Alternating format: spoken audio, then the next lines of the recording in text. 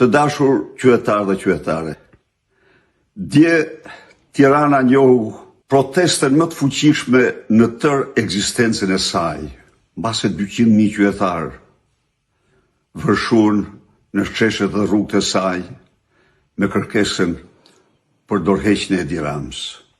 Por, siç ka faktuar historia, diktatorët të vërbuar nga pushteti nuk ndigjojnë të tjerët, nuk njohin realitetin dhe sfundi nuk marrin ndonjëherë vendimet drejta. Ai sot, në monologun e tij, u rrek përsëri të fajsoj protestën për turizmin, madje solli edhe shembuj të agjensive që protestojnë. E vërteta është se antimitingjet e Ramës, por edhe të ndonjë agjencie, janë të tëra akte antidemokratike, mbasi armiku numër 1 i turizmit në Shqipëri sot për sot është Edi Rama. I jep dorëheqjen që të vinë turistët me qenë se ti e shtroven çështje kryesore. U ndal gjerësisht në mendsinë e tij të vjetër komuniste për fashistët dhe thirrjet fashiste të protestuesve.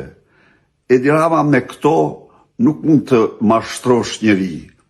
Protestuesit janë në një mision të madh të përmbysjes së diktaturës autokratike që instalove bashkë me klanet e drogës, organizatat kriminale dhe qeveritarët e tu.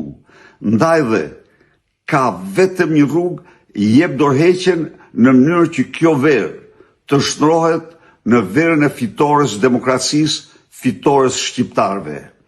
Po, në protest ka dhe do ketë banor, qytetar, shqiptar që nuk banojnë në Shqipëri, që banojnë në Kosovë, Maqedoni, por që banojnë në mbar Europën dhe botën. Shqipëria është dheu i dashur i tyre dhe ata përjetojnë në dhimbje të madhe dramën e tmerrshme që i krijove këtij vendi duke përzarë nga Shqipëria si me platformën e Vasor Trubillovicit 2 herë më shumë se sa serbët në Kosovë, duke përzarë vetëm hapësirën e Bashkimit Evropian 1.100.000 shqiptarë në 10 vite. Fole se dy gjëra nuk negocion ti, të ardhurat e rritjen ekonomike, por ato të ardhura i përvetëson ti dhe oligarkët e tu, kurse shqiptarëve u ngelen thërrime.